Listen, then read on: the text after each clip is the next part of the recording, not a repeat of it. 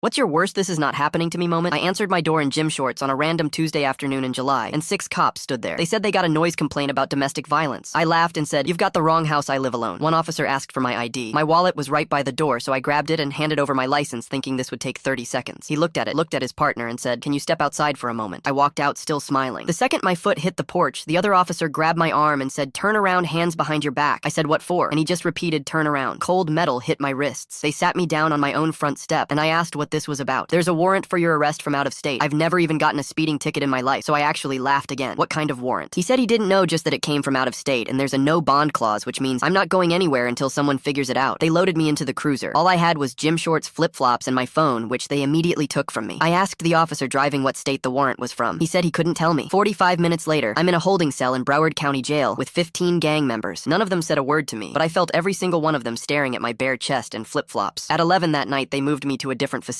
handed me a 2-inch mattress and a wool blanket that smelled like mold and cigarettes. I slept on concrete that first night. The next morning, I asked an officer what I'm being charged with. "Out-of-state warrant," he said. "You'll see a judge soon." I asked when soon was. He walked away without answering. Day 3. I asked a different officer if I could access my phone to call anyone. He said I'd need a court order for that. Day 4. I'm still wearing the same gym shorts. Day 5. Still no attorney. Still no phone call. I'm eating food that I wouldn't feed to a dog sleeping on a floor that's colder than the air, and I still don't know what I did wrong. Day 6. A guy in my block asked me what I'm in for, and I said I genuinely don't know. He looked at me like I was lying. Day 7. I asked another officer when I'd see a judge. "Tomorrow," he said. Day 8. I finally see a judge. I'm shackled at the ankles and wrists, walking into a courtroom in an orange jumpsuit that's 3 sizes too big. The judge looks at my file and says it's an out-of-state warrant, and I have 2 options. I can fight extradition and sit here minimum 60 days while they figure it out, or I can agree to extradition and maybe get transported in 45 days. Either way, I'm stuck here. I asked him what I'm accused of. He said he doesn't have that information in front of him. I asked for a court order to access my phone. He said he's never heard of needing a court order for that, but he signed it anyway just to move things along. Day 9, I show up at the desk with the court order. The officer looked at it and said, "The phone's dead, we can't charge it for you." I asked when I'd be able to use it. He said he didn't know. Day 12, my back is completely destroyed from sleeping on concrete. Day 15, I'm starting to panic because no one in the world knows where I am. My kids live in North Carolina, and I haven't spoken to them in over 2 weeks. They probably think I'm dead or worse. Day 18, an officer told me transportation is coming soon. I asked when. He said maybe next week, maybe longer. Day 20, I asked again. No update. Day 23, 2 officers from North Carolina show up at 6 in the morning. They shackle my hands and feet and load me into the back of a van. It's a 16-hour drive through 3 states. Around hour 6, I convinced one of the officers to log into Facebook and message my friend to get me a phone number. He does it. My friend replies saying this is obviously a scam and he's reporting the account. 48 hours later, we arrive at the intake facility in North Carolina. The officer at the desk pulls up my file, looks at it, looks at me and says, "This warrant was dismissed 4 years ago. Someone forgot to update the system." I stood there in shackles for 10 seconds, just staring at him. I lost 23 days of my life. I lost my job because I didn't show up. I lost my apartment because I couldn't pay rent. My kids thought I was dead, all because someone didn't click a button 4 years ago.